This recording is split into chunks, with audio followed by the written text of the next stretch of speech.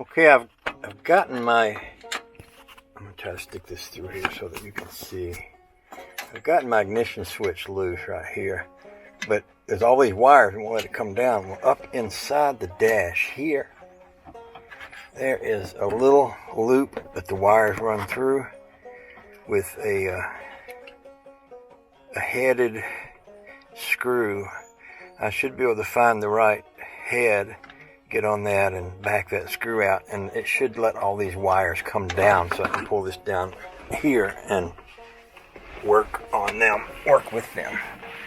So first thing I got to do is find the right head size for this small socket I'm going to be using, and it'll probably be, these are kind of the bigger size, these are the smaller size sockets in this box. It's probably going to be one of these. What I'm going to do is just take the whole box in there with me and get back up under that dash.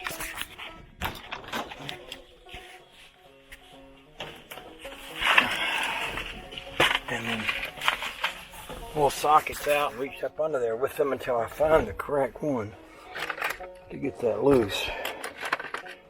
I'm going to guess it might be something about like this. So I'm going to cut the camera off because I'm going to need both hands for this. Okay, I found the right socket. It's a 5/16, and I've got my little driver here, so I should be able to reach up in there and loosen that. I'm going to do so now. So there's a great deal of satisfaction in being able to get a good tool up in onto something like that, and turning it rather than ripping it out. And I know many guys that do this kind of stuff, and what they do is they just rip it out. They cut the wires, they start from scratch, they put in a new wiring harness. But I mean, this car was put together, and it can be taken apart if done with proper tools and patience. Now I'm using a good set Craftsman socket here, and when it returns, it clicks. And when it clicks, I know that this is not loose enough yet to turn with my fingers.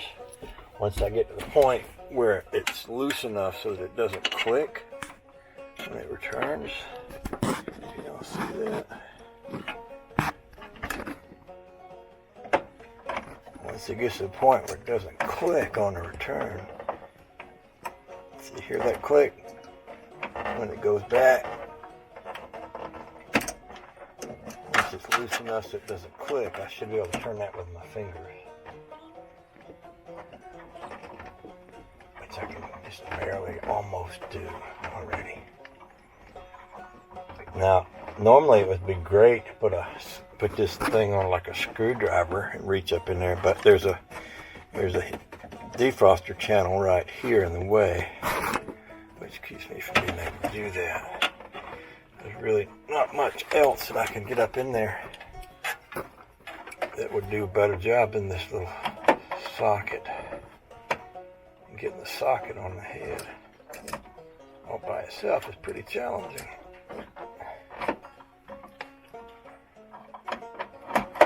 But it can be done.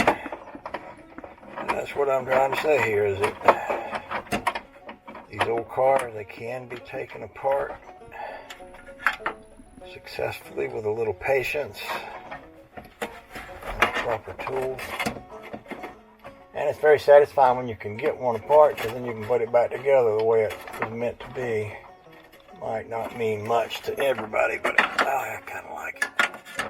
I kind of like the thoughts of that. Putting it back together the way it was meant to be.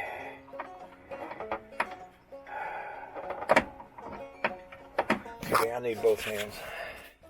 Okay, that little screw is out, and there's the wiring stuff right there. You see, now I should be able to pull these wires down. Can you see right there? And then we can get right here to the switch. And I can get my light tester on the back side of that while I work that switch.